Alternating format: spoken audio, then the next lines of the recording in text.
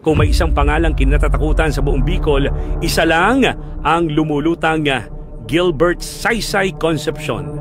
Hindi ordinaryong kriminal si Gilbert. Ang Concepcion Criminal Syndicate ang itinuturing na pangunahing tagapaghasik ng lagim sa Albay at Karatig, probinsya. Ayon sa PNP, mahigit 100 tao na ang umano'y naitumba ng kanilang grupo at ang tatak ni Gilbert, brutal, walang awa at walang sinasanto. Bago naging kilabot na kriminal, si Gilbert ay unang miyembro ng isang makakaliwang grupo. Doon pa lang, kilala na siyang madulas dahil ilang beses na siyang nakaligtas sa engkwentro laban sa militar. Taongay 1,979. Bigla siyang nagbalik loob sa gobyerno at tinanggap bilang kasapi ng Philippine Army. Akala ng marami, magbabago na ang kanyang buhay. Ngunit panandalian lang pala ito. Nag-awol si Gilbert at muling binalikan ang mundo ng karahasan.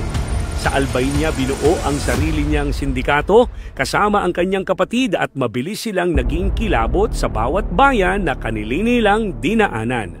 Kompleto sa gawaing kriminal, pagnanakaw, extortion, kidnapping, gun running, pati paggamit ng karahasan para protektahan ang ilang lokal na politiko.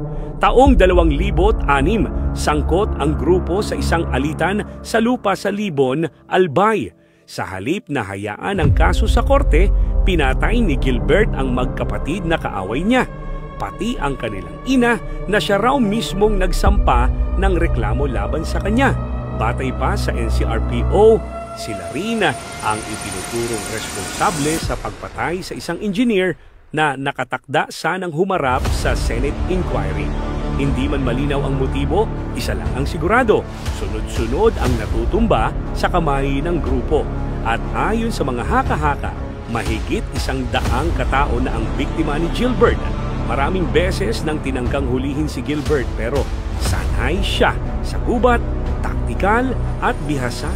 Pinagsamang karanasan ng pagiging rebelde at pagsasanay sa army. Kaya halos imposibleng dakpin sa loob ng maraming taon hanggang sa naging mainit na ang pangalan niya sa Bicol. Lumipat siyang sa Rizal at Cavite para magtago. Hindi alam na tuloy-tuloy pa rin ang pagmamanman sa kanya. Enero 25, 2024, sinundan siya ng PNP hanggang Parañaque at ikinasa ang operasyon para isilbi ang 10 warrant of arrest sa kanya. Sa halip na sumuko, unang nagpaputok si Gilbert kaya nauwi sa matinding engkwentro. Sa dulo, si Gilbert Concepcion at kanyang kasama bagsak. May 1 milyong piso na patong sa kanyang ulo. At para sa maraming negosyante at residente sa Bicol, ang pagkamatay niya ay tinatawag nilang hiningang maluwag dahil natapos na rin ang pananakot ng kanyang grupo. Sabi nga nila, kapag sa baril ka nabuhay, sa baril ka rin babagsak.